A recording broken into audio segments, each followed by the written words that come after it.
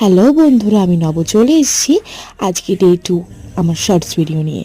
এখন আমরা চলে যাচ্ছি বিভূতিভূষণ বন্দ্যোপাধ্যায়ের স্মৃতির উদ্দেশ্যে, যে একটি পার্ক এবং একটি লাইব্রেরি তৈরি করা হয়েছিল সেইখানে। আর এখানে দেখলাম একটি ঝুলন্ত সেতু, গেটটা বন্ধ থাকায় আমরা ঢুকতে পারিনি পার্কটার ভিতরে। লাইব্রেরিটিও ঘুরে দেখা হলো না, তাই জিজু নিয়ে চলে আসলো ঝুলন্ত সেতুটাতে, যেখানে আমাকে জিজু বলল এই যে ইচ্ছেমতি নদীর ধার, এইখানে বসেই তিনি তার রোমাঞ্চকর গা শিহরিত ভুতুরে গল্পগুলি লিখতেন। এখন যেখানে পার্ক আর লাইব্রেরি করা হয়েছে সেখানেই ছিল তার আরেকটি বাসস্থান, সেইগুলোই সব কিছু বলছিল। আগেকার দিনে এই অঞ্চলটা ছিল পুরো বাঁশবাগানে ভর্তি, আর সেইটার উল্লেখ তার লেখা অনেক ভুতুরে গল্পতেই আছে।